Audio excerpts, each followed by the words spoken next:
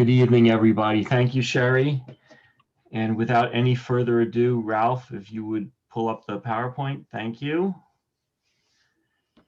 And as Carrie and Sherry mentioned, I'm going to review the women's points of emphasis for this upcoming season. And we will start with post play in 3 seconds. And one of the things for those of you who officiated at the collegiate level last year or officiated New York State girls games is that most of the points of emphasis are the same as they were last year. That while there's been improvement in many of these areas, the rules committee is still concerned with these areas as it relates to freedom of movement and physicality in the game. So Ralph, if you go back one, thank you. So who is a post player? Post player is either an offensive or defensive player with or without the ball. And the key is their back must be to the basket. And they also must be located in the lane area. And the lane area is the 3-second lane plus approximately 3 feet outside the 3 lines that border the lane. So if you look at the diagram that's in the next slide, you'll see that the area in red, that's the lane area for purposes of post play. So it's very similar for those who work at the collegiate level. It's very similar to the lower defensive box, except it extends further. It extends to the 3rd lane space, and it extends as far as halfway through the free throw semicircle. Next slide, please. Now, the post player remains a post player until that player faces the basket, and facing the basket is defined as having both shoulders square to the basket. So if I'm an offensive post player and I receive a pass and I am at the elbow, I am within the lane area. My back is to the basket. The only thing that the defender can place on me is one hand with a bend in the elbow or an arm bar away from their body. If I turn and drive down the lane line until both of my shoulders square to the basket, I am still considered a post player. And that defensive player may keep one hand with a bend in the elbow on me or an arm bar that's away from their body as I'm driving to the basket. Once I turn and face the basket with both of my shoulders square to the basket, I now become a ball handler dribbler. Rule 10-10-5 comes into play. One hot stove touch. After that, there can't be any more contact with a hand or an arm bar by the defensive player. And one of the reasons why I included that slide is what we're seeing teams do is they're taking their point guard and they're putting them outside the lane area between the free throw lane and the 3-point line. And they're telling them to back down the defender. And the defender is putting an arm bar on that player. That's an automatic foul because that player is not a post player. That player, because they're outside the lane area, is a BHD. Now, the flip side is true too. With regard to the post player, that when an offensive post player is permitted to remain in the lane for more than 3 seconds, this player gains an advantage and it leads to increased physicality. The defensive player is being told, get her out. And the offensive player, if they're allowed to remain there, gains a distinct advantage. And under our playing rules, officials should not be telling them to get out. They should be blowing the whistle and ruling a violation when they remain in the lane for more than 3 seconds. Next slide, please. Freedom of movement, players moving without the ball, screening, and the new piece is guarding. Freedom of movement, there are people who believe freedom of movement is a rule. Freedom of movement isn't a rule, it's a concept. Okay, and we achieve it when players guard and screen legally and illegal acts are penalized. Offensive players moving without the ball may be guarded or screened by defenders. Now that last part, that offensive players may be screened, is a concept that we often don't think about when we referee defenders. And as you'll see when we talk, when you look at your guarding rule and your screening rule, we talk about guarding players without the ball and setting screens. There are similarities between those two rules. Offensive players may be screened by defenders, but defensive players may only be screened by offensive opponents. Next slide, please. Screening. It's important to remember the difference between screening when we're setting a screen on a moving opponent versus a stationary opponent. The only time the concept of a blind screen applies is when we're setting a screen on a stationary opponent. When the screen is set outside their visual field, which think when it's set behind the back of their head, because if their head is turned, it's not necessarily their back, it's the back of their head. When a screen is set on a stationary opponent outside the visual field, they must be permitted one normal step to turn. When it's set within the visual field, the screen may be set just short of contact. Screens that are set against moving opponents, whether they are within the visual field or not, must be set so that the player being screened has the opportunity to avoid contact with the screen by stopping or changing direction. Screen and roll officials last year did a much better job officiating not the screen and roll, because we haven't had issues with that, but when the screener never sets the screen and rolls into the defensive opponent, officials did a much better job last year of ruling illegal screens on those plays, the rolling screen or the roll to screen. Guarding is a new POE this year. We must be cognizant of when a defensive player establishes legal guarding position on the opponent and the differences between establishing on a player with the ball, which means I must have 2 feet on the playing court, the front of my torso facing the player with the ball, versus screening with defending an offensive player who does not have the ball when the only factor that comes into play is time and distance. When I establish legal guarding position on a player without the ball, I do not have to have 2 feet on the playing court, nor do I have to have my torso facing them when I initially establish. The rules regarding maintaining legal guarding position are the same whether you are guarding a player with or without the ball. Next slide, please. The piece that this POE really gets at is in transition. And for those of you who are working 2-person crews, for example, in New York State, when most of your games have 2-person crews, this is going to be difficult, the in transition piece, because the lead is going to have to referee beyond the first players who are coming down the court in transition.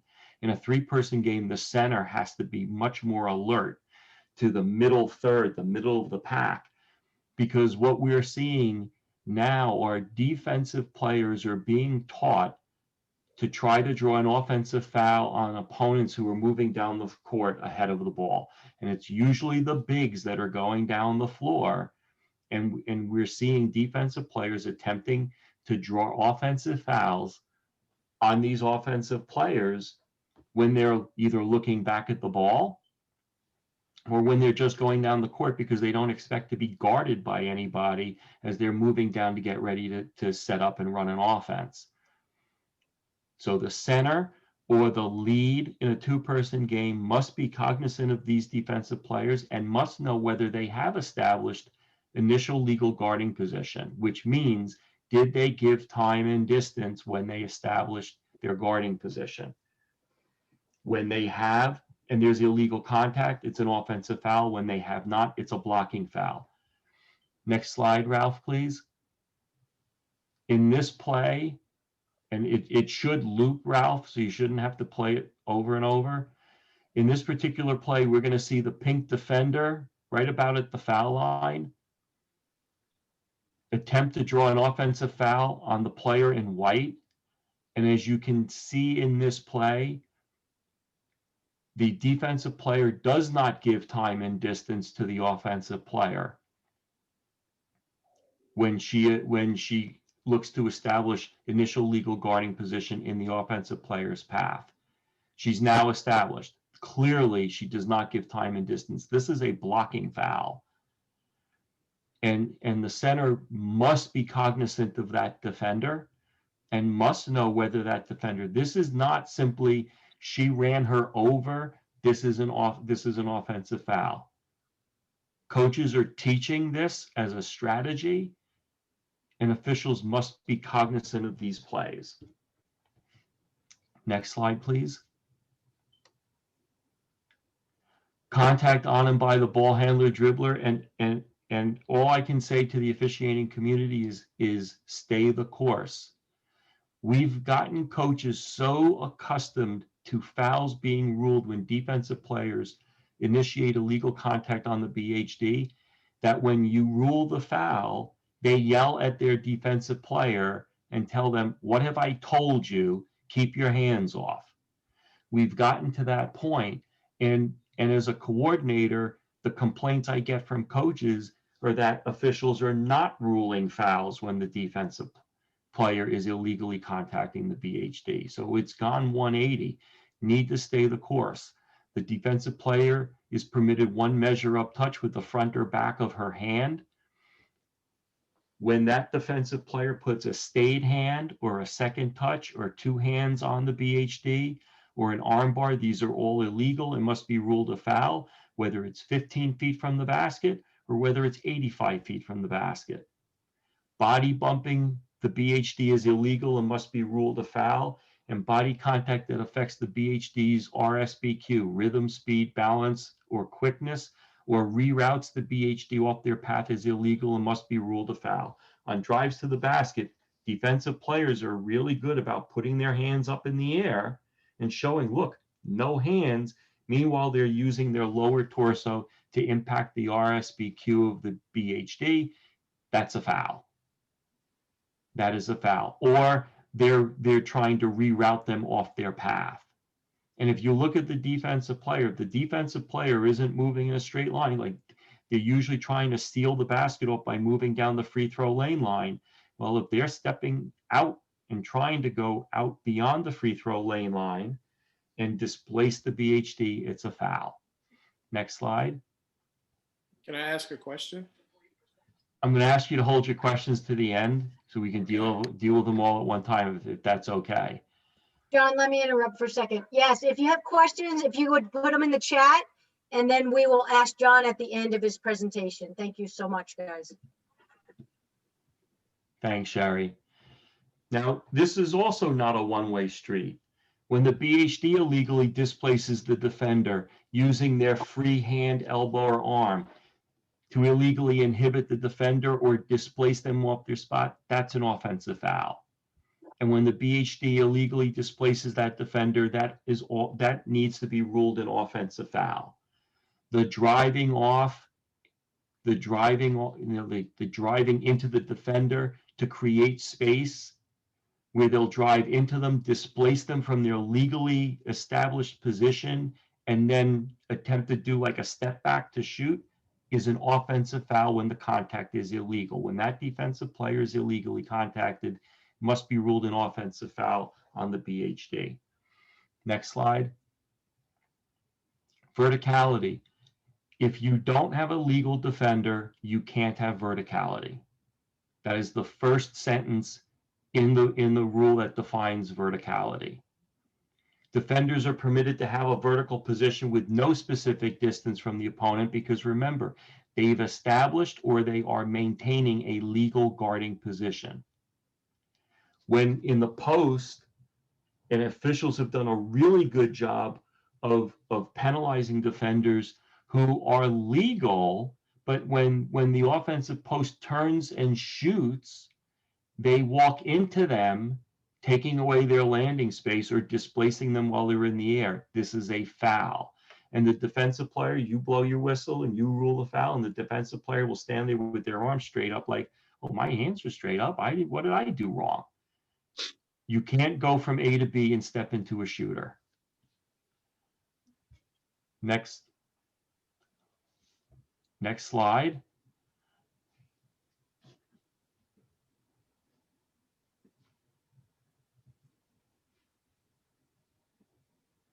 Ralph, is everything okay?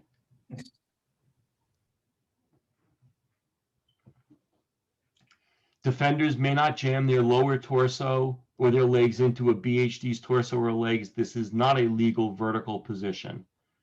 Okay, when the defensive player does this and it impacts the BHD's RSBQ or does not permit the player in control of the ball to move within their vertical plane, it is a foul. Arms placed above a BHD to prevent them from assuming a normal standing position. If a BHD is crouched over and they're trying to stand straight up, opponents cannot put their hands over them to prevent them from standing up. That's an illegal position, and that is not a legal vertical position. Next slide. Defenders may not extend an arm, shoulder, hip, or leg into the opponent and cause contact. It's not a legal guarding position. And the offensive player may not clear out or cause non-incidental contact. So think about a trap where two defensive players trap the BHD against the sideline. And if let's assume that these two defensive players have not perfectly sealed off the BHD, and as the BHD tries to go through them, either of those defenders uses a hip, like a hockey hip check, or their shoulder, so that they're no longer in a vertical position, and this prevents the BHD from getting through. It's a foul on the defense. But if those two defensive players do set up the perfect trap, and that BHD tries to go between them, and there's illegal contact, such as displacing one of those defenders, that is an offensive foul. Next slide. Rebounding. So in our guarding rule, we have a rule that says the player who gets to their spot first and legally, without creating illegal contact, is entitled to that spot. Boxing out versus backing out. To a lot of coaches, there is no difference between these two things. A legal box out means I get inside position against my opponent. I put my butt on their thighs, and I don't let them, and I legally don't let them get around me, or they can't go through me. Backing out, when I do that and then I step back and keep stepping back and displace them from their spot, that is a foul. Rebounders are required to adhere to the rules governing verticality, that I can't displace my opponent with my torso or take away their landing space. And officials have done a much better job penalizing the proper player when we have a rebounder on the inside who does back out the player who's behind them, and you end up with players who are on this angle, and it's not the player behind going on or displacing the inside player, it's the inside player who is literally taking the vertical position away from the player who's behind them, and we're doing a better job of calling the foul on the correct person. Hooking and clamping, while not to the same extent that the men are having this issue, which is why the men have changed their rules regarding hooking and clamping and how they're penalized and that they're reviewable using instant replay. We're not having that same issue, but what will help is normally the player whose arm is being clamped, their arm ends up being straight. The clamper is the one whose arm has been bent because they are clamping their opponent's arm. So if you see a player whose arm is straight out and their opponent's arm is bent in like a V, the odds are in your favor if you call a foul on the player whose arm is bent like a V. Next slide, please. And then the other thing to keep in mind regarding rebounding is once a rebounder secures control of the ball, I'm a defensive player, I grab the rebound, I'm now a ball handler, dribbler. So when the former offense who's now on defense, if they touch me with anything more than a hot stove touch, they've committed a hand checking foul, and a foul needs to be ruled. And we really need to do that because we often see players come in, and if they come in and maybe the first time they hit them on the arm and nothing happens, if they touch them again, it's an automatic foul. And that will clean up situations where when you let them stick their hand in there and slap the rebounder, multiple times, what is that rebounder going to do? They're going to elevate their elbows and they're going to start to pivot and they're going to start to rotate. And now we've gone from what should have been a defensive foul to potentially an intentional or disqualifying foul on the rebounder because we didn't call the first foul. Next slide, please. Free throw focus and coverage. Contact against the free throw shooter. Now, I want you to think about our rules. I'm the free throw shooter. I cannot leave the free throw semicircle until the free throw try, and remember, it is a try, until that try hits the ring, the flange, the backboard, or until the free throw ends. I can't leave. But Sherry, who's on the other team, and her job is to box me out, Sherry may come into my semicircle once I release the free throw. And the rules committee is concerned with increased physicality on these box out situations where the free throw shooter, you know, by definition, a free throw is an unhindered attempt to try for goal. Well, it becomes a hindered attempt if that player has to worry about getting knocked on their backside or getting their cage, you know, rattled by somebody coming in and boxing them out literally as soon as they've released the free throw try. Next slide. So we need to make sure that, you know, center has primary responsibility in a 3-person game to referee the free throw shooter. The trail is responsible for everything. We need to make sure that this shooter is as protected as somebody who's attempting to try for field goal. And when the free throw shooter is displaced further from the basket or is illegally impeded, the contact is illegal and a foul needs to be ruled. Okay, we can't just let this be a free-for-all. Next slide, please. And the second part of the free throw focus involves the players who are located behind the 3-point line and above the free throw line extended. They are under the same restrictions as the free throw shooter. They may not go below the free throw line extended nor cross the 3-point line above the free throw line extended until the try strikes the ring, flange, or backboard, or until the free throw try ends. Some of the people on this call remember when the first lane space was the space below the block, and you would have 9 players between the 8 in marked lane spaces and the free throw shooter. You'd have to officiate 9 players. And for a lot of that time, you did it with 2 officials. Well, that led to significant physicality during rebounding, and it was extremely difficult. And even with 3-person crews, it was extremely difficult to officiate these plays. So the rules committees, what did they do? They got rid of the space below the block. They moved the first base to the first base above the block. So instead of there being 9 players there are now 7.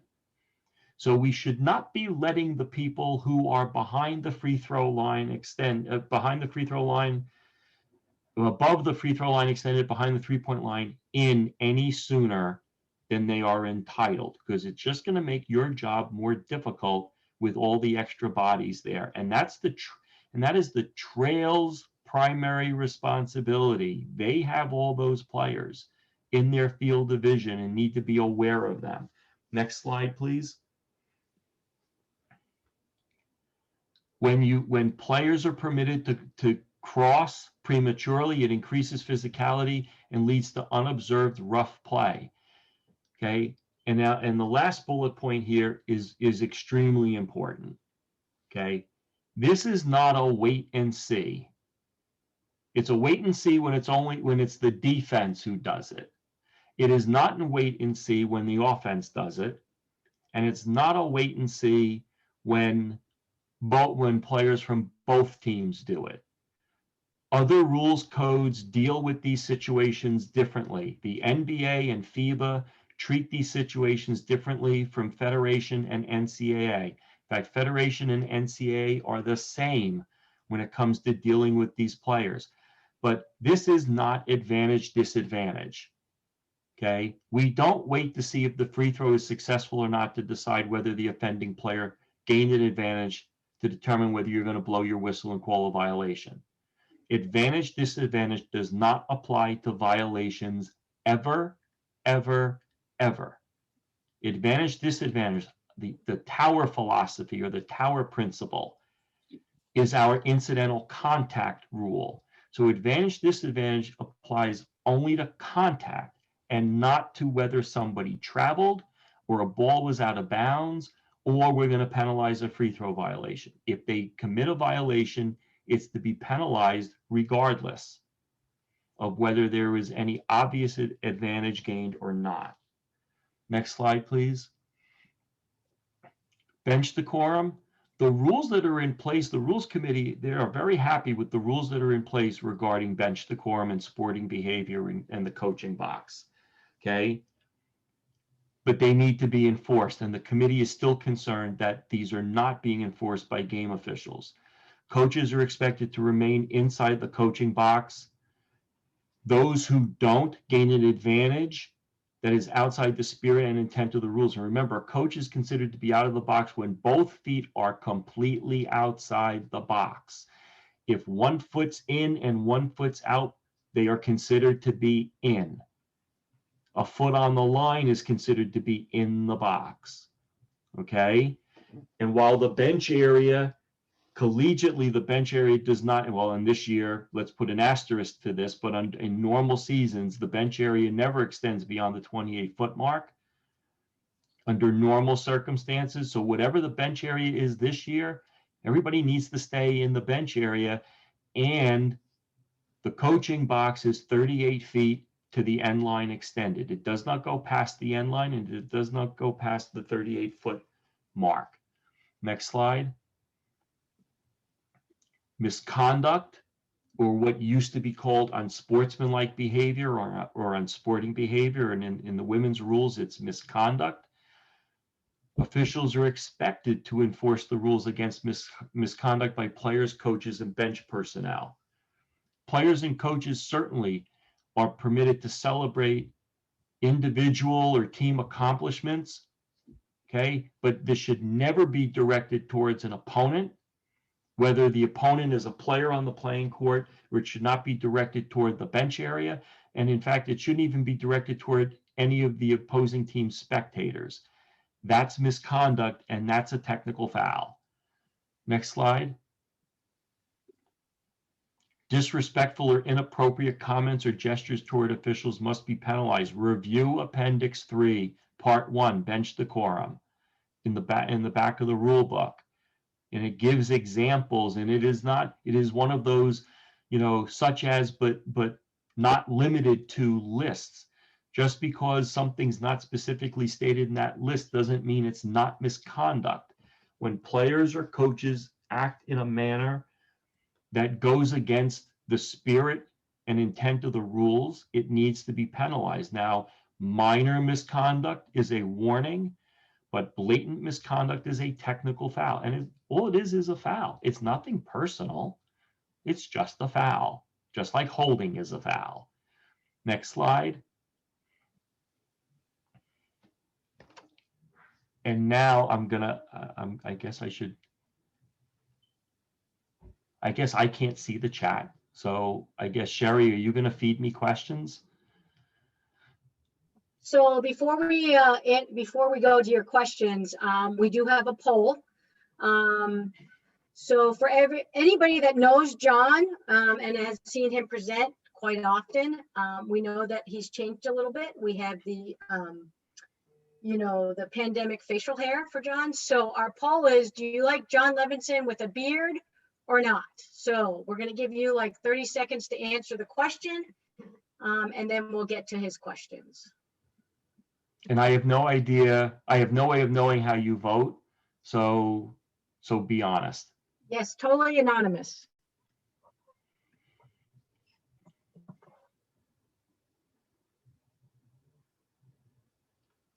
So we'll give it about 20 more seconds.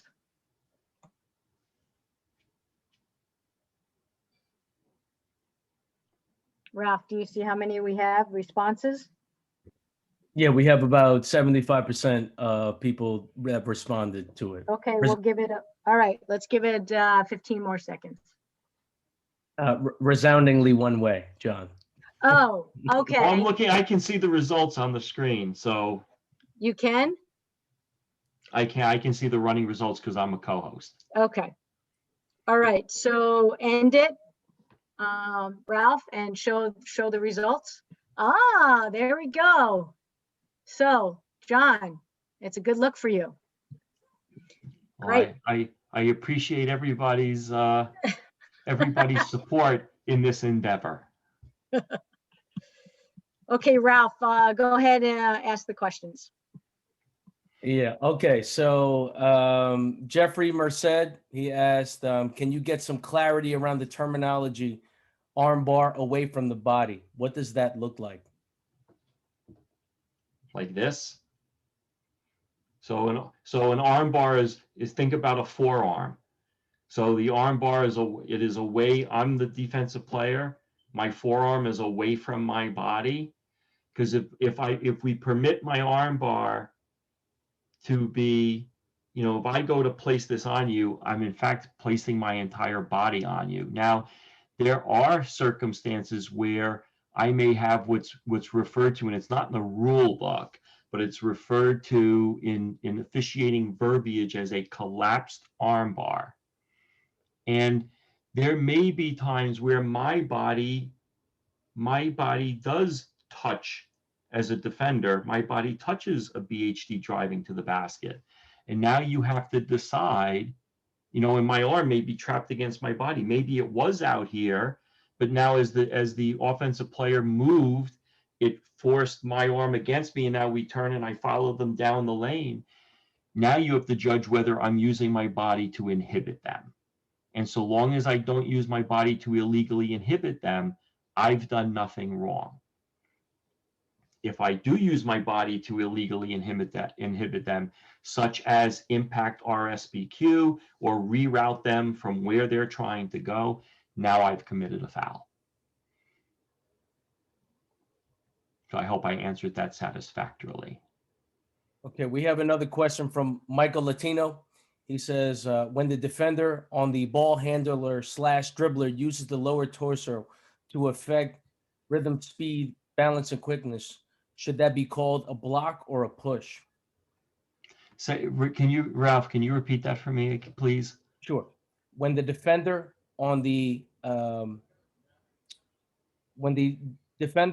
handler / dribbler uses the lower torso to affect RSBQ, should that be called a block or a push?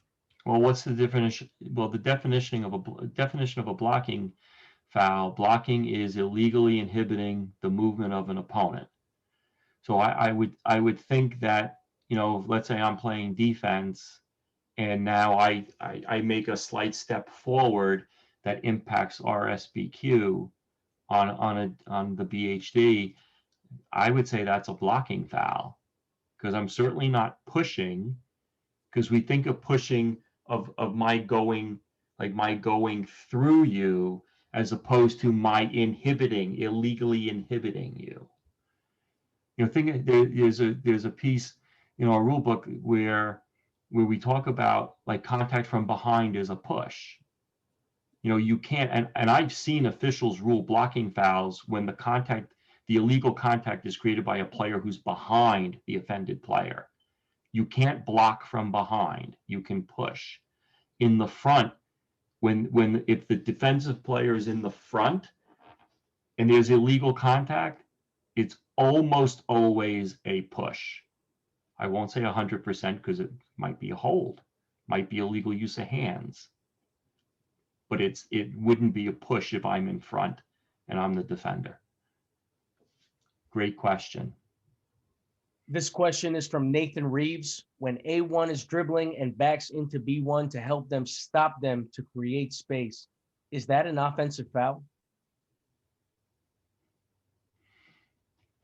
So A1 is in front of B1, and now A1 changes their direction and moves towards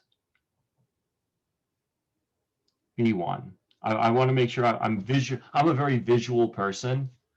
So, and some of you are nodding like you get that. So for me, I'm very visual. So I'm imagining A1 is dribbling down the floor, down the playing court, and B1 is trailing, and now A1 like reverses direction. Am I getting the play right?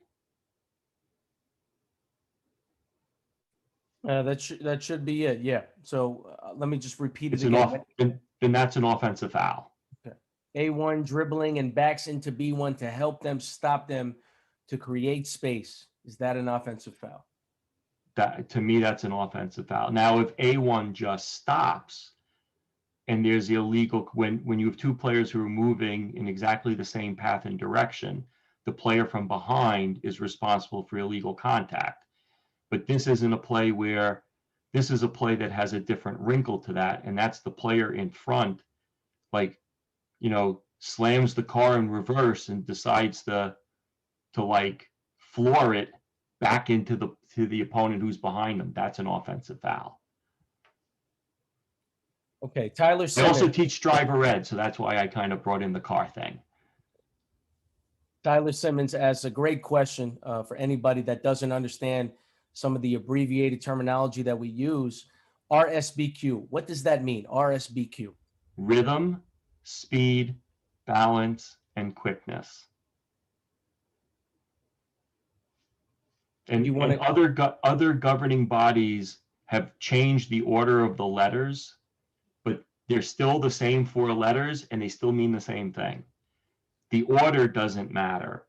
It's those items. So when an offensive player, when a BHD, think about their rhythm. Players move with a rhythm, and when that rhythm is impacted, and the defensive player is not moving legally or defending legally, and the rhythm of that BHD is impacted, their speed, like they slow down, their balance. So, most point guards have pretty good balance, but when they go a little off after this contact, and then their quickness, their ability to accelerate, or their ability to move quickly, so rhythm, speed, balance, quickness, the burst. Quickness is different from speed. Quickness is, are they now being kept from accelerating because of this illegal contact? It becomes a foul on the defensive player. That's a great question. Are there any more? Yeah, John, I have a question. So when you say on the free thrower and the defensive player comes in and makes contact with that free thrower, is all contact a foul, or can some contact be incidental?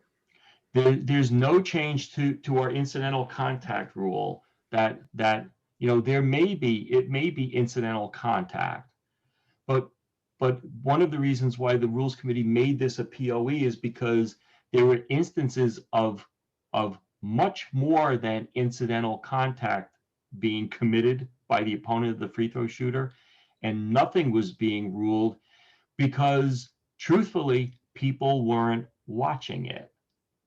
Like, think about it, think about a three-person crew. What is the center supposed to do on the last free throw? Step down and be ready for they're responsible for the flight of the try. They're also responsible for the free throw shooter, but in stepping down, do we still have that big picture look, and are we paying attention to the free throw shooter? And I'll be very honest about it, the trail is supposed to step down too, 1 or 2 steps, and they're responsible for strong side, weak side, and perimeter rebounding. Are they helping the center referee this contact when the opponent goes in to box out?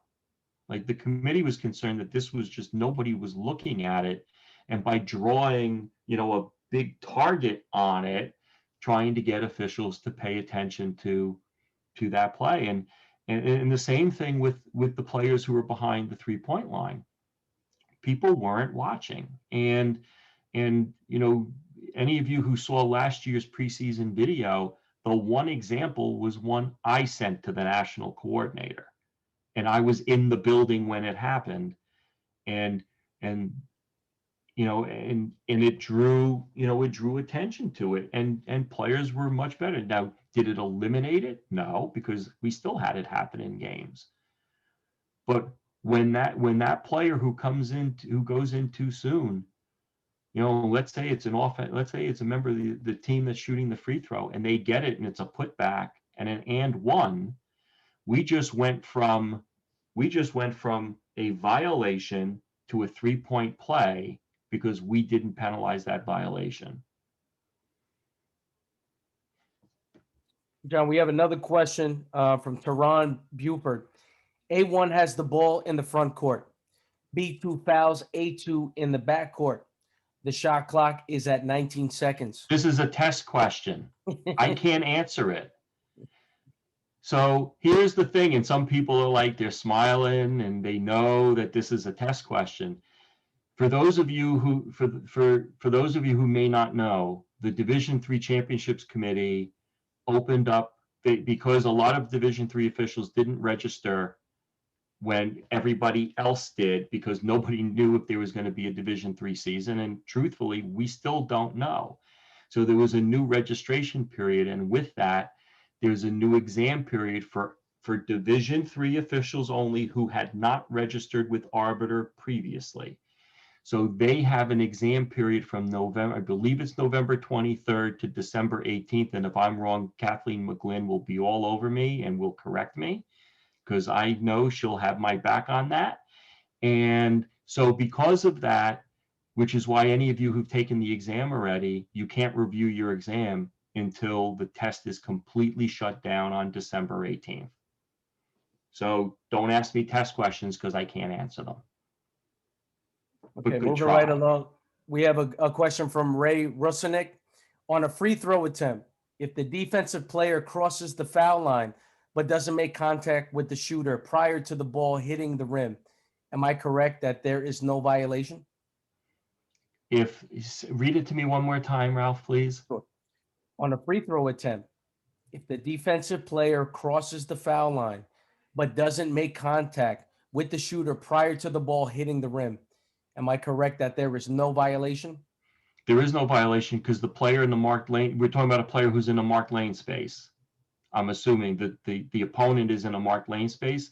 They may leave the marked lane space once the free throw is released, and they can go anywhere. The only thing they can't do, and this is I believe NFHS handles that play differently, but for NCAA, on that play, if they go into the free throw semicircle, once the free throw has been released, it's not a violation, and there would only be a foul if that opponent creates illegal contact against the free throw shooter.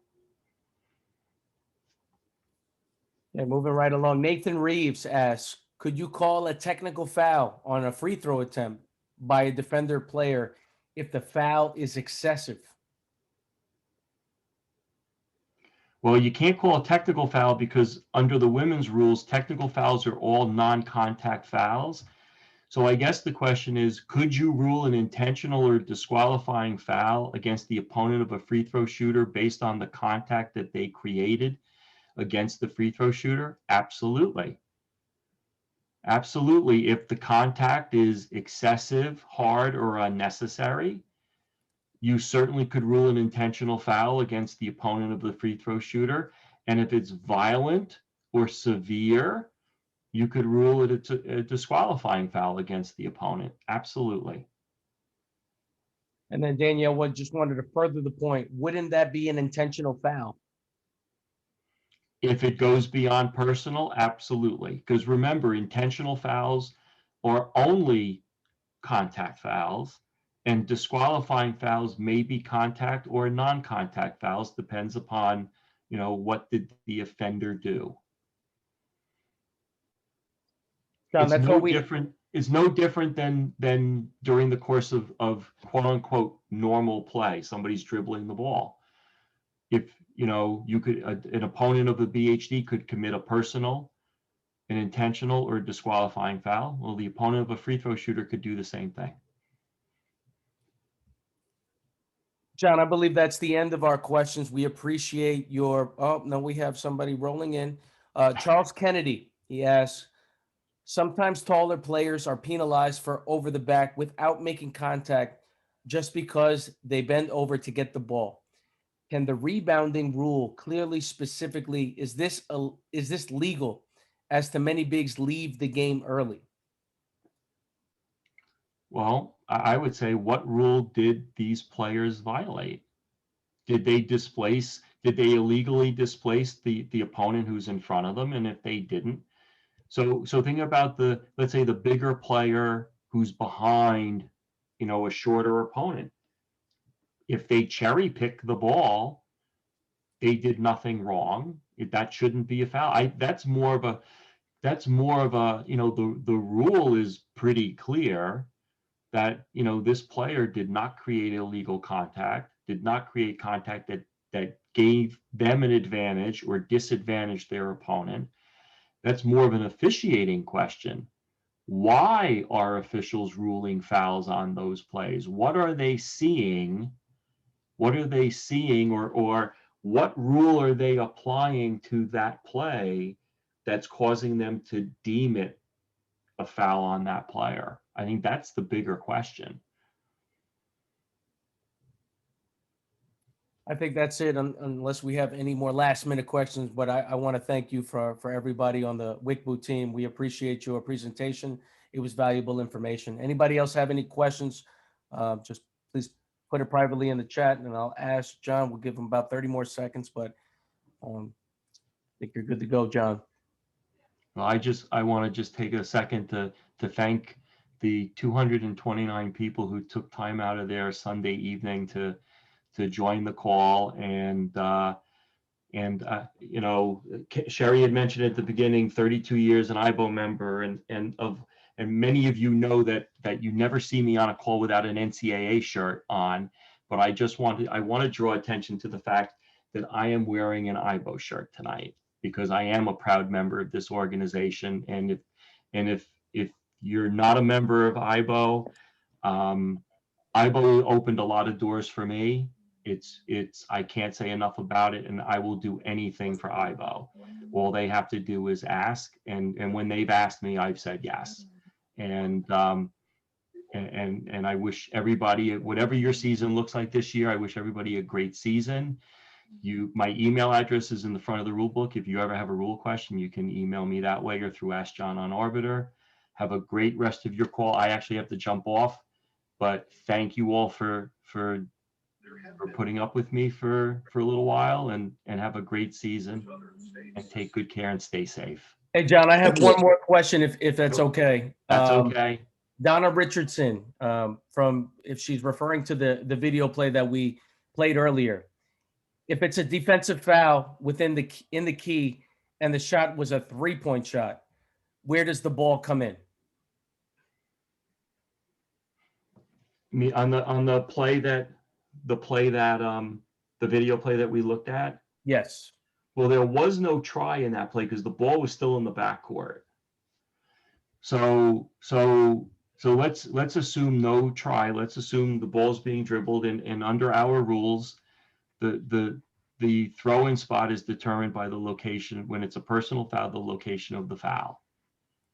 So under the women's rules, if that foul was committed inside if it's committed and based on the fact that it was about the free throw line, it was inside the trapezoid, it would be the out of bounds spot near the nearest lower defensive box spot.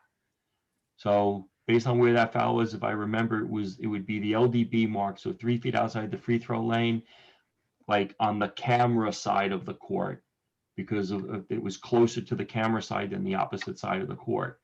If that illegal contact was outside of our trapezoid and outside the free throw semicircle, it would have been the nearest 28-foot spot. Okay, I believe that's all we got. I thank you, John. Thank you, everybody. Have a great night. Again, stay safe, and hope to see you soon. John, thanks so much. WCBOO loves and appreciates everything you do for us. Well, Thank you. Again, I'll do whatever Magbo, Wickbo, Ibo. If you ask, I will help out, and I made Fran Middleary laugh, so I feel like I've accomplished my goal tonight. Great, thank you. Good night, everybody. Thanks, John. Okay, next up, we have Scott Berkins. Scott Berkins is going to talk about one of the points of emphasis. Scott lives in Manalapan, New Jersey, with his wife and his daughter, who is 2, and his son that is 6 months old. He started officiating high school basketball in 2006. Started Division II and Division III in 2009 and became a Division I official in 2013. Scott works multiple Division I conferences. He officiated in the Elite 8 in the Division II in 2017, and he did the Final Four in Division III in 2018. Fun fact about Scott, he knows all 50 state capitals. All right, Scott, take it away, and let's talk about bench decorum. Good evening, everybody. It's Manalapan, by the way. I knew I should have just said Central Jersey, but I had a feeling you would get that wrong. It's okay. So, I just want to once again thank WCBOO and thank everything that they're bringing and they're offering. I think it's obviously I'm proud to be a part of it, and I truthfully I couldn't be happier with the educational piece. I think it's something that's been lacking, and I think, for lack of a better term, it's kind of groundbreaking at this point that we have an educational piece for officiating, and especially to Ralph with all he's doing behind the scenes with the technology. I think it's tremendous, and I'm happy to be a part of it. So, without further ado, I'm going to present the clip. So Ralph is going to control the screen. I'm going to let the clip play once, and then I'm going to let it play again. I'm going to talk through it. So you could just let it run, Ralph.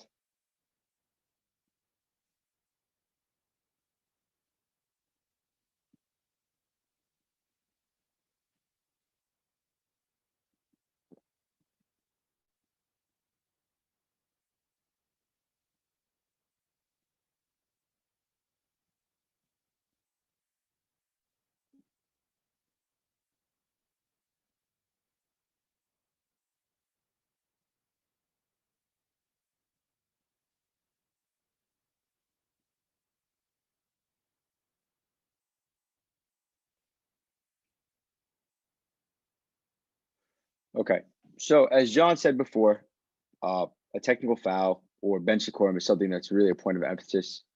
The NCAA has a big perception on what they want as far as bench decorum. So as we know, no two plays are similar and no two situations are similar. So I was talking to Ralph earlier about this play, and the reason that I chose this play is I want to give you the context of what was going on. So about 2 possessions before, we'll call them white for color's sake. They had a play where they fumbled the ball. The coach couldn't see it. It was a no call. We had a no call. It was a correct no call. The player on red fumbled the ball, kicked the ball out, 3-pointer, gets fouled, 4-point play. So needless to say, the white coach wasn't happy. She did not do anything to unnecessary, did not do anything egregious. She stayed in the box. She actually kind of sat and was just, she yelled a few things, but nothing that warranted a warning or a technical foul. 2 possessions later, we have this play. So I'm actually the lead official. The center made the call. Now I'm not sure if it's just the clip or the footage of why it kind of came up a little bit late, but we have a clear split foot travel, pre-dribble travel. It was kind of on the foul line extended. If you want to go through that right there, you can back it up a little bit and you'll see, I'll tell you when it's going to happen. She catches the ball, so left foot pivot, and she moves to left foot, travels. So already game management, already we have to know that being that the type of situation where white coach was already upset, I knew for a fact that we were going to catch heat on this. Now the center official correctly calls it. I think the coach may have been still been upset about the play 2 plays prior. So I'm going to be the neutral lead official. So I obviously didn't make the call. I agree with the call completely, but because it just so happens to be the closest person. She says something to me. She did not leave the box. She didn't do anything egregious. Some may argue that kind of she waved her arm at one point. I let her say her piece because there's 6 minutes left, and I think it's a 7-point game now. So we have to know that, even though it is black and white, at times we have to know the situation. So, a technical foul is a tool that's supposed to help our game. A coach early gets on us. We think we're going down the wrong path. Sometimes a warning or a technical foul can help us. At 6 minutes left in the game, the coach hasn't really said a word the entire game besides the play that I spoke about earlier. So as you see, she gets up. I think she first yells at the trail official, who's now become the lead. So she's out of there. And now I just happen to be the closest person. I know she wasn't yelling at me, but we are a crew. So nobody's going to split and divide the crew.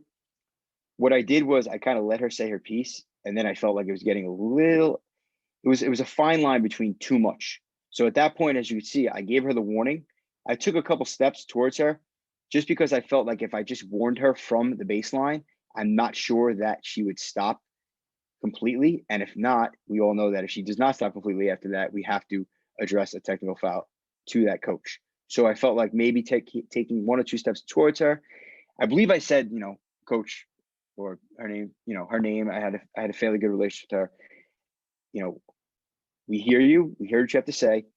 Okay, this is your official warning. And she kind of, as you see, I cut it a little before, but she actually sits down and she lets us referee after that. So, there's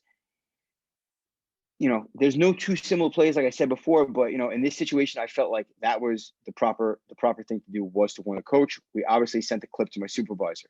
Now, it's much easier to address bench decorum when you're right. Okay. Sometimes when we are wrong and we clearly kick a call, we have to take maybe a little bit more, not letting it get to the level of egregious or blatant misconduct. But sometimes if we do miss a call, we know the coaches are coaching. So as you can see, she never leaves the box. She kind of waves her hands twice. I take a couple steps, tell her she's officially been warned, and she sits down. So it happened to work for this particular play. If it was earlier in the game, does she stop right away? I am not sure, but I think being that she was in the game and it was, I think, a 6 or 7 point game at that point, we all realized, we spoke about it after the game with our supervisor, that she was frustrated from 2 plays before. So our supervisor was perfectly fine with the way we handled it. So, as John said before, bench decorum is a point of emphasis. It's been a point of emphasis now for a few years. So we cannot let coaches get away with blatant misconduct. Okay. And the earlier we address it, the better off that our game will be. And that play is a perfect example. The center calls the play. It's the center's area. The split foot travel was in the center's area. And I realized that I'm the one getting yelled at because I am closest to the coach. Even if she's yelling across the court or to the trail official, okay, and you cannot say to the coach, or your supervisor, it's not my call, she was yelling at him or she was yelling at her. We have to be a strong crew. Okay. It's almost better coming from me, being that I was the non-calling official, because that calling official, who knows what's going through your head. You just made a call. Now the coach is, kind of upset. So sometimes that off official has the patience and kind of sees the whole picture. So especially this play, first she yells at the center and then she yells at me. The trail kind of got out of there. So kind of smart. But, this is just a warning. It's not a technical foul. Some people may watch this and think it was a technical foul. We spoke about this after, and like I said, sent to the supervisor and she was okay with it. So I welcome any feedback or any questions you have about this play if you think it was handled incorrectly or correctly. But I think this is just a good play to kind of talk about because there's a lot going on. Like I said, it's 6 minutes left in a 7 point game, which was a 3 point game before the coach thought we missed the travel and then they had a 4 point play. So kind of a lot to process in a short amount of time. So like I said, I'm more than open to feedback or any questions regarding that play. I didn't want to show a clear, coach goes crazy, he runs out of the box. We all know it's a technical foul. I want to show something that had a little more depth to it and a little more going on in a play. So thank you for your time. I appreciate, any of your feedback or any questions you may have. Scott, I have a question. So in that situation, did that coach curse at all? And if No. she did, would you have teed her up right then and there? Absolutely. Absolutely. If a coach, you know, is demonstrative and curses, that's a clear technical foul. Now, on a personal level, I make a bad call. I'm center in front of a coach, and a coach says something to me where only me and the coach hear it. The coach is not showing me up. The coach is not being demonstrative. You know, I'm not going to let him say that my wife or my daughter, or my son is an FNA. You know, we all have our own personalities, and we all have our own tolerance. So if a coach says something to you in privacy, or not being, demonstrative, or making a scene, that may be a different story, and that's totally up to you, because a coach may say that to you with trust, as in, I'm not making a scene, so I want to just say my piece and move on. If I walk away and a coach says in my ear, that was for lack of a better term, BS call, and he says it right in my ear and only I can hear it, or she says it in my ear, am I going to address the technical foul? No, I'm not, because I think at that point you're breaking trust, because they're not making a scene or a skeptical. But if the coach yells over me, that's a BS call, then it's a clear technical foul. And I think any supervisor in the country would support that. So definitely a fine line. Bench decorum is like John said, it's only another foul, but make sure we take that in the context of the game and the context of what they're trying to actually do. If they're trying to make a mockery of the game, or they're trying to get their point across. So I think, if we could do a good job realizing the situation and kind of analyzing what they might be thinking, it goes a long way. Ralph, are there any questions in the chat?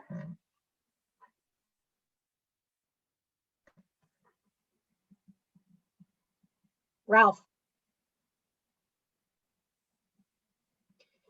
Okay, all right, Scott, thanks so much. I appreciate that. We're going to move on to our next slide. So next we have Joe Fasili. He is from Westfield, New Jersey. He began officiating intramurals as a student at Scranton University in 1994.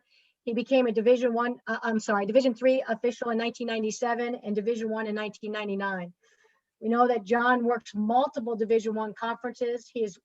Joe has worked many conference championships games and 7 Final Fours, including the 2018 National Championship. He enjoys golf, exercising, the beach, reading, and of course, his faith. Fun fact about Joe, Whole Foods is one of his favorite places to eat. So, Joe, take it away and talk about post-play displacement.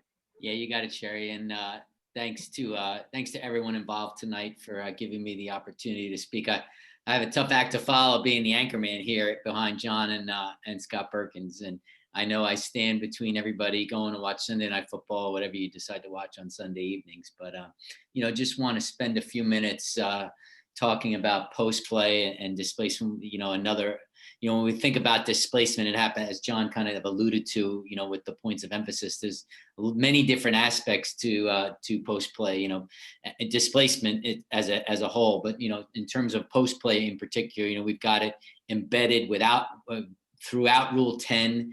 When you look at Rule 10, and I'm just going to pull it up in front of me, you have 10.2, which is in our rule book, in the NCAA women's rule book, 10.2 incidental contact, 10.3 verticality, 10.4 guarding, 10.6 use in hands of arms, and of course 10.10 personal fouls, and then a whole section on displacement, particularly related to post play in Appendix 3. So, all aspects to it. So, just wanted to spend a few minutes. I've got a play here from March, which I wanted to just kind of break down a little bit. Ralph's going to show it, probably 2 or 3 times, and then we'll talk about it. You'll see that I'm in the lead position here on the end line. So, Ralph, take it away, and I'll talk a little bit through. You're going to see it between these 2 players right here in the post, banging. There you go, bang again. There's some displacement there. And of course, no whistle, and then a foul on the rebound and put back. So, Ralph, show it one more time. Everybody now knows exactly where to look. So there's your bumping. There's what should have been an offensive foul. and then finally, I put a whistle on the rebound putback. So, when we think about what displacement is, right, you're going to see, first right here, they're setting up and they're banging. One could argue that contact, could be incidental as they're both still performing their functions. As we look at incidental contact, it's offensive player and defensive player still being able to perform their normal functions as an offensive and defensive player. But White clearly pushes off there, and that should have been an offensive foul. So again, first things first, whenever you have plays like this, and either you put a whistle on it or you don't put a whistle on it, I always like to say there's only two words in the rule book. It's either foul, which is illegal contact, or no foul, incidental contact. So nowhere in our rule book, and I have confirmed that at the high school level, in the IABO rule book as well, the word marginal appears a grand total of 0 times. So throw that word out of your vocabulary. It should never be used when it comes to contact. Contact is incidental or illegal. And obviously I didn't call a foul on the first two. So why didn't I call a foul on the first two, right? Because I didn't see illegal contact. Now, why didn't I see illegal contact? Maybe because I was positioned a little bit too close to the line here. I probably wasn't wide enough. I should have been a little bit wider when it comes to the entry pass in. I was watching the bumping and the grinding, but again, I deemed it incidental at the time. So, when you go over then, and in our game, we call a foul. And then of course we stand there right next to the coach who's standing there for our free throws. And so the first question you have is, why didn't you have a foul on the offensive player? Well, that's not how I saw it, coach. I saw it as incidental contact. Now, clearly, when we went into halftime of this game, this is second quarter, 5:54. We actually pulled this play up because we had the ability to pull it up in our March tournaments. We've got DB Sport, which is our replay system in the locker room, and we looked at this play, and I was like, "Oh, okay, yeah, I missed that one." And so, could I have had a double foul first? In hindsight, maybe first, and then we don't get that White foul, that second White one that I missed. But either way, first things first, you got to know rule language. And again, when you don't put air in a whistle on a play like this, you got to be able to explain to coach why. And it can't be a wishy-washy story. It's because I thought I saw incidental contact between both. They're banging and grinding, and you don't want to be too quick with a whistle one way or the other. But there's the one right there that should have been an offensive foul. White clearly, it's more than hinders. She displaces the defensive player. And when we think about displacement in the post, we generally think about it from the defensive player's perspective. But there's use of hands and arms in 10-6, which is doesn't just pertain to the defensive player. It also pertains to the offensive player as well. And Ralph's slowing it down there. And again, they're bumping and grinding there. Neither one is putting them each other out of a position to play offense or defense. But here it comes right here. She uses that arm to displace her. Okay. And that's where we should have had an offensive foul. Okay. But a no call means that you deemed it incidental, not that you deemed it marginal. It means you deemed it incidental.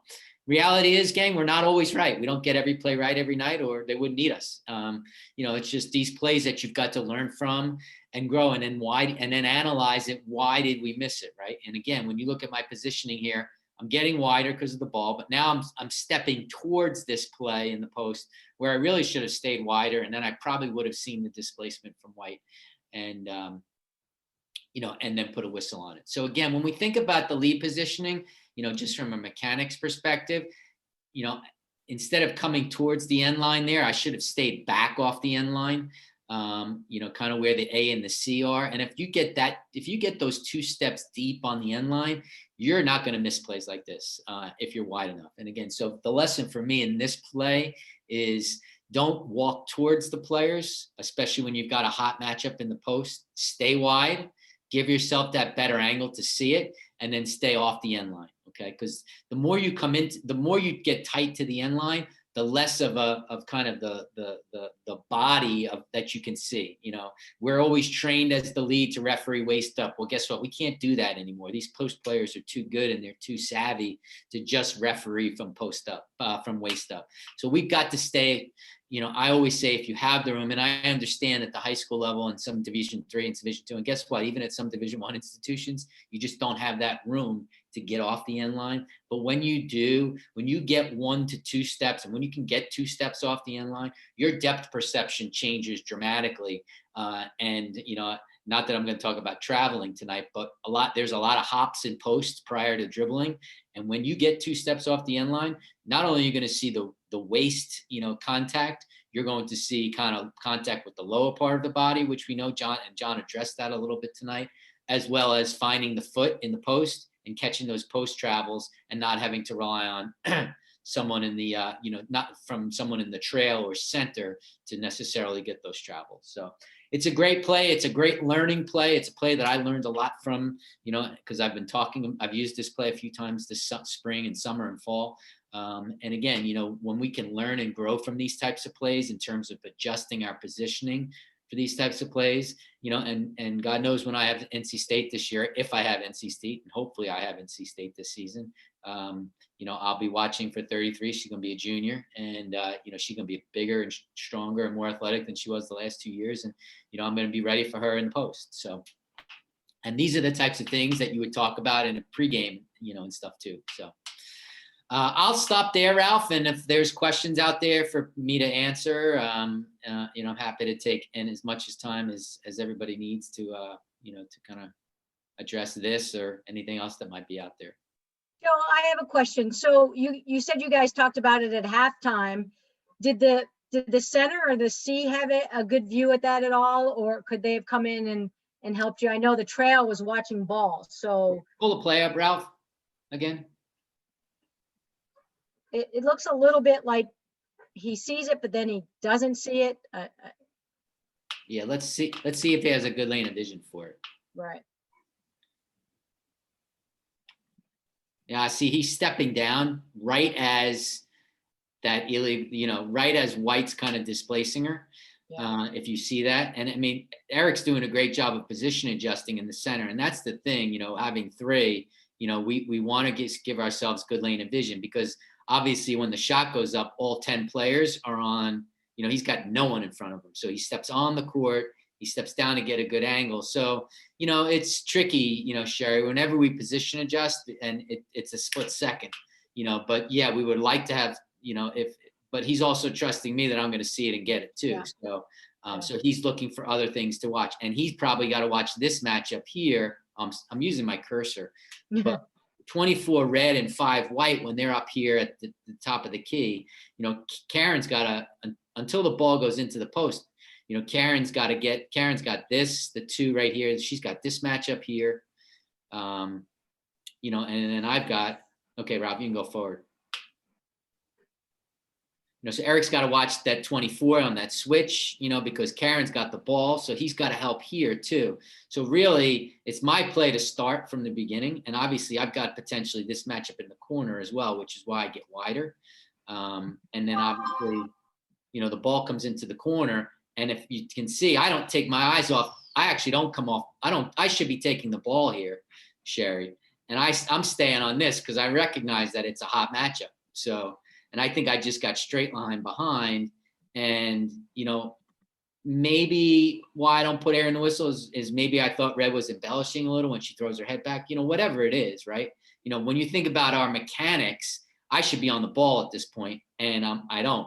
So that's why Karen has to stay on the ball, because she sees my eyes, and so then Eric, by the time that play happens, then Eric's catching the heat, but really, I'm going to catch the heat, as I go to stand next to her during the free throws, because, now he's got that drive coming towards him. And if she gets hit, the lefty gets hit on the drive into the lane, he's probably got the best look at that. So, he could help, but really this is a play that the center's got, that I have to get, and get a whistle on. So. Yeah. All right. Thanks. Yeah, you're welcome. Anybody else have questions? Ralph, we have a couple of questions. We have one from Chaz Loomis. It looks like center was looking in that area and had an open look. What did the center say, and would you want them to help on that play? I think if the center had seen, I think it would have been hard, because that arm, remember, the arm that displaces Red is I'll say the outside arm towards my side of the floor. And, unless he's 150% sure, Ralph, you don't want to come fishing out of your area if you don't see the whole play. Now, if it was the inside arm that was closer to him, he's probably got a better look than I do at it, right? And so you got to, just because you think you see something doesn't necessarily mean you need to put a whistle on it. And it's just one of these plays, right, where maybe if I had come off the post play and gone to where I should have gone and take that ball in the corner, then maybe Karen from the front side's got the best look.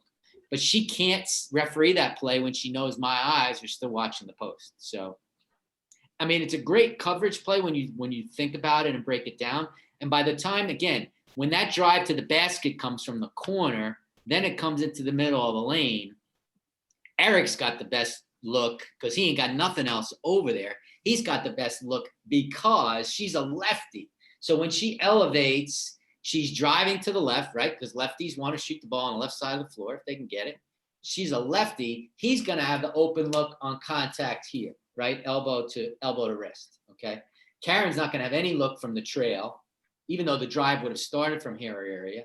And I probably don't have a look because my eyes are still glued to the two post players. So, so kind of understanding, and that's where understanding your players and understanding where they're coming from and going to, what, righties and lefties, what they like to do, that's the game within the game thing where you just, experience over time will help you. And the more you see teams and you see their tendencies, the more it's going to help you with intel, kind of around, these teams. I saw both of these teams 3 times before this game. So you have tendencies that so.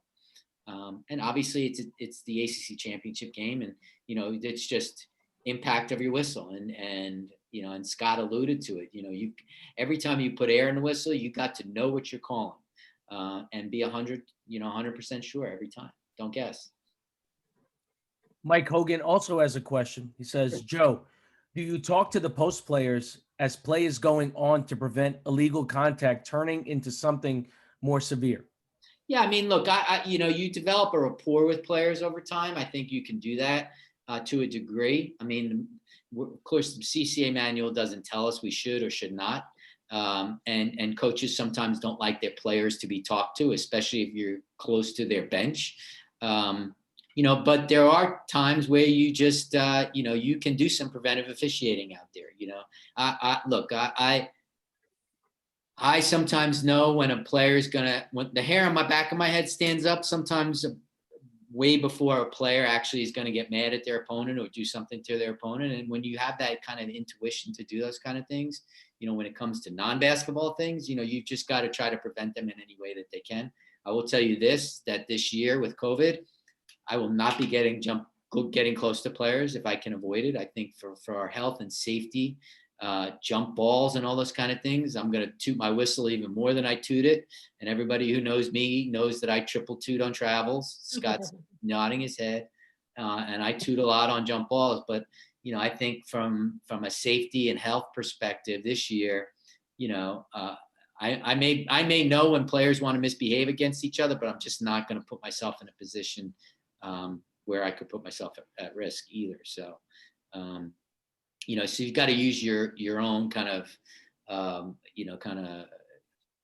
judgment around kind of, what you want to do this season, but that's where the whistle's our friend. And yeah, I mean, look, we're going to have a voice, we can use our voices, and with no fans in arenas, players should be able to hear us a lot better this year as well. There is a lot of wind outside my house right now. Holy smokes. Yeah, I mean, the players are going to really be able to hear us this year, and we're really going to be able to hear them. So, and I think to Mike's question, anytime you can use preventive officiating to help you, your crew, a player, a team, that's just the game within the game, and using your intuition and doing what you can to make the game as clean and as fun as possible for the players. But sometimes they're going to just do things that they're not supposed to do. And we're called to put whistles on fouls and whistles on violations. And certainly obvious things, don't miss them. Joe, we have another question from Tyler Simmons. She says, from that play, there was a double whistle. How do you know who takes that call? Is it the lead or the trail?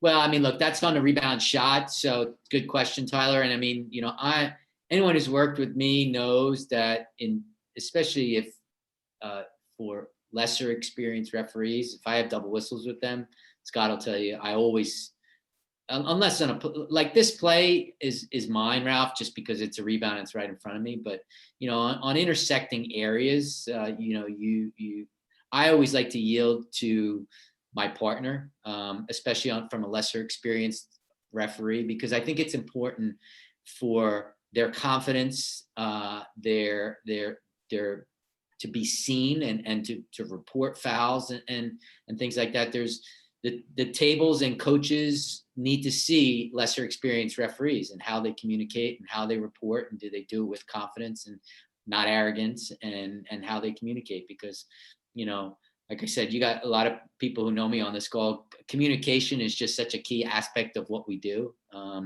And I think it's important for a lesser experienced referee's confidence and ability to just that veterans give them those opportunities when double whistles come our way. But on this play, it's right in front of me, and this is a leads play all the way. And it's probably better for me to take it, because then I'm going to be able to talk to the Florida State coach and tell her why I didn't have a foul on the contact before that. So.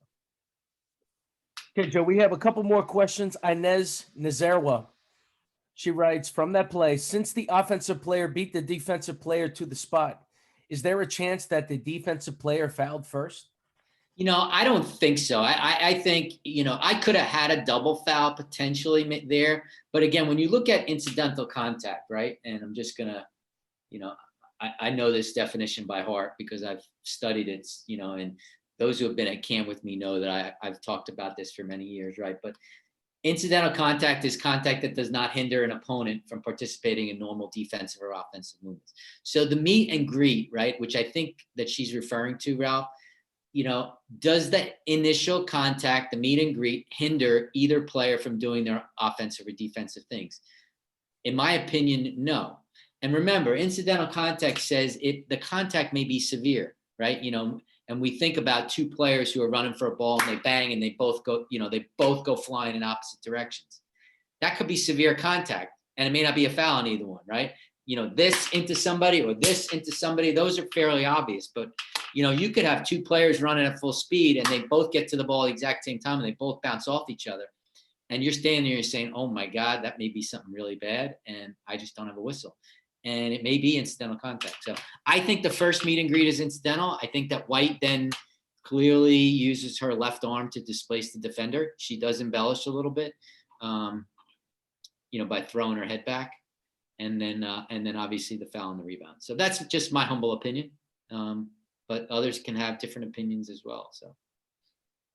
Okay, as far as I see, this is the last question. Lester Dumont. Just asking a question. If the coach tells you don't talk to my players, will you stop play or tell coach don't talk to you while the play is going, or something else? That's a great question, Lester. It just happens that I could see you in my panel of 6 in front of me. So great question. I learned that lesson about 10 years ago. I was, and I'm not going to tell you where, but I was in the lead and I said, get out of the paint. And the coach said, well, call 3 seconds then. Okay. And that was a lesson learned. Okay. And so you have to be very careful, and that's why I say when you're on when you're on lead and you're on that baseline closer to those benches, particularly in the first half, because their team is playing defense, right? Because obviously the offensive team is opposite first half, and then in front of their own bench in the second half. You have to be very careful. So, and again, I think this year with no fans, it's going to be even more important for us to be careful what we say and how we say it, because look, with no fans, everything that's said is going to be heard by the 25, 30, 50 people, whatever it is in the arena. So, so I think we've got to even be extra careful on what we say and in terms of our preventive officiating techniques. But I think you get times on dead balls, and there's Raleigh, my friend Raleigh. He just popped into hey Raleigh. You get opportunities, Lester, throughout the game to do preventive officiating, and for me, it's usually on the foul line when players are lining up. And again, like I've been burned. I'm burned in 2007. In 2008, I was burned on a punch thrown in a game that we didn't see. And so I like to say, and this, please don't think that I'm arrogant, but I tend to know when players are going to misbehave before players even know they're going to misbehave.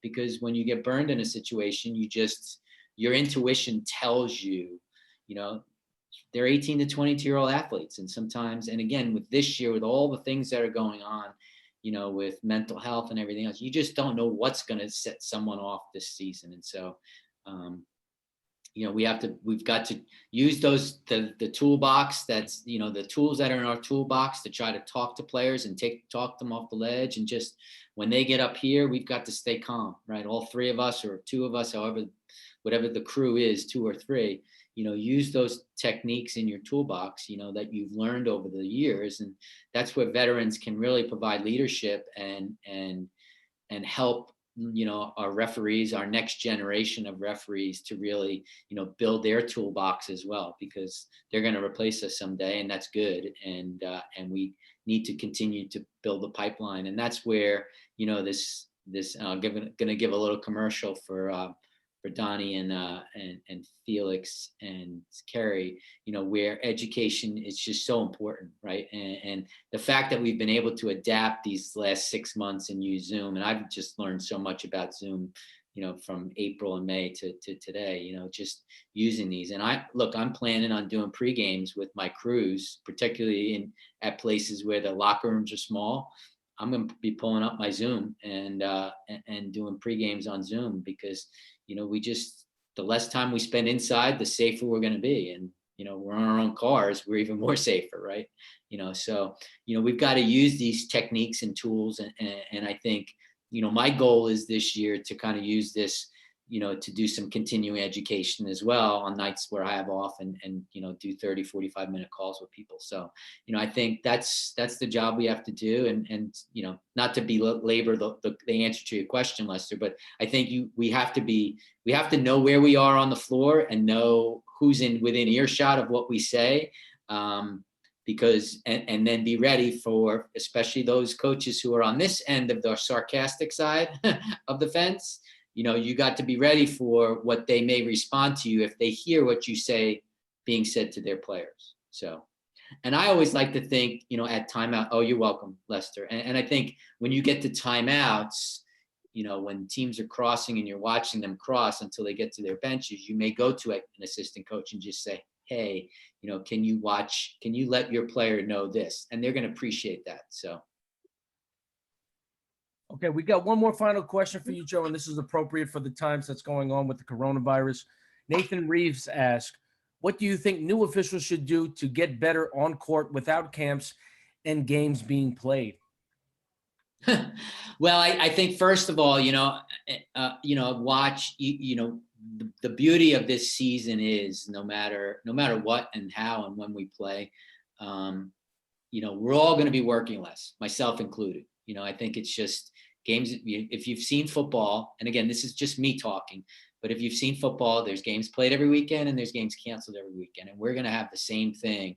We're going to deal with the same thing. So there's going to be nights where we're off, and there's going to be nights when there's games on TV. And I just suggest, find games to watch and just, look for things, look for the points, if you're a woman, if you're on the women's side, look for our points of emphasis. If you're on the men's side, look for their points of emphasis, and just take 4 or 5 minutes of a game and just, look for things, that you want to, that you see on the floor that you think, are foul, or watch positioning. Does the lead work deep? Does the lead work tight to the end line? Does the lead get wide? Does the lead stay too close down? Does the lead pinch to paint? Where is the trail standing? Are they working to get angles? All those kind of things that we kind of take for granted. These are the kind of things where we have more time, where you can be watching games and even, get your phone out and video off your TV. If you've got one of these, big 80, 70, 60, whatever they are, televisions, video like 3 or 4 minutes, and then you have it saved for yourself, and you can go back and look it and watch it and break it down and just, that's what we do, and that, and we're going to be challenged this year too, just because of, travel and not spending much time in locker rooms talking, because it's not really safe for us to do that and all that. So we're going to be doing a lot more stuff via text and via Zoom as well post game.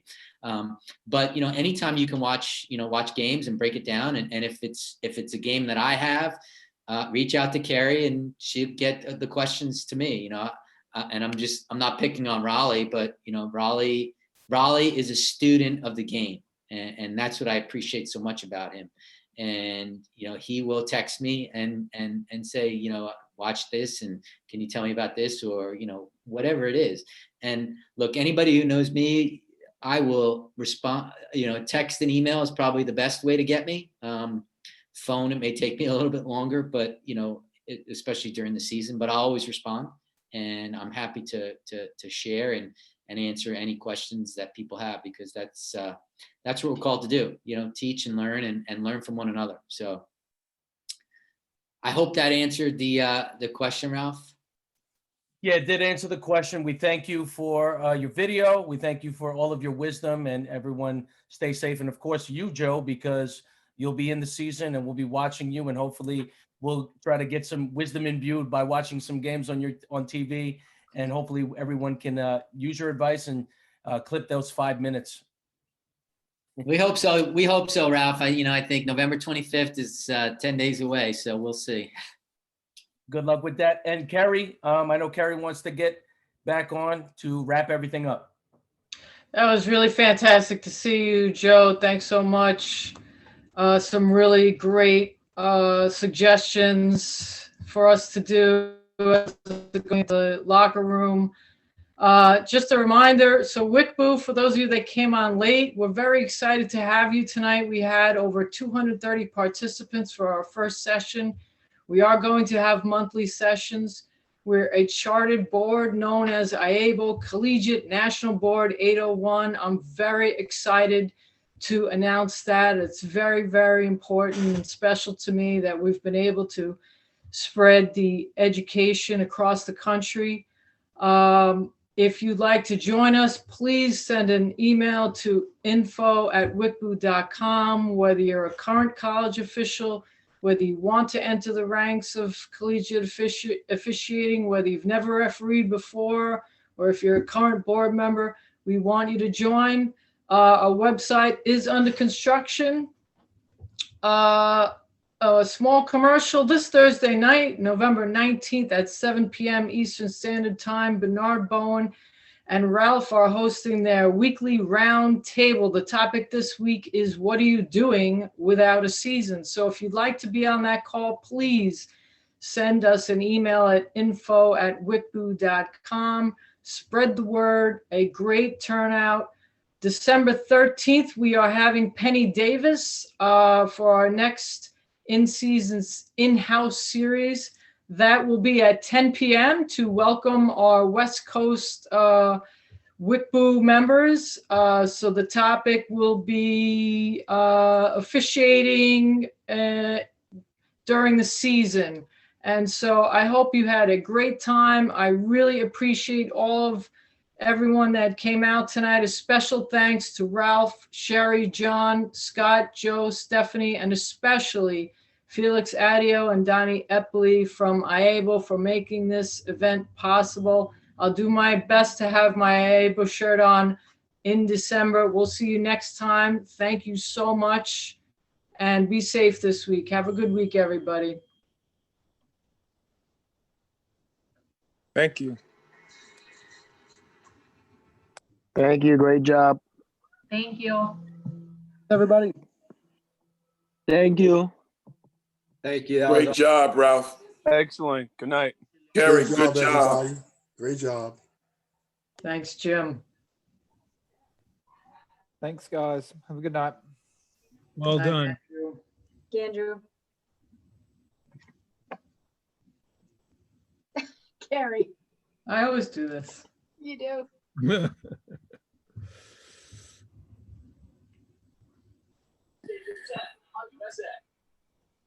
My client grew up in an abusive household. His father wasn't.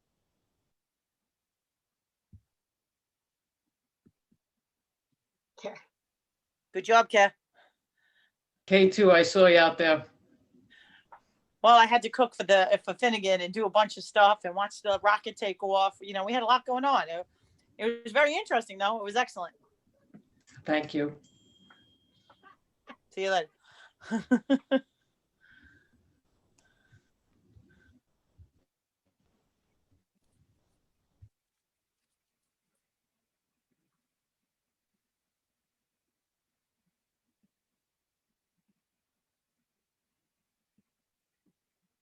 Too funny.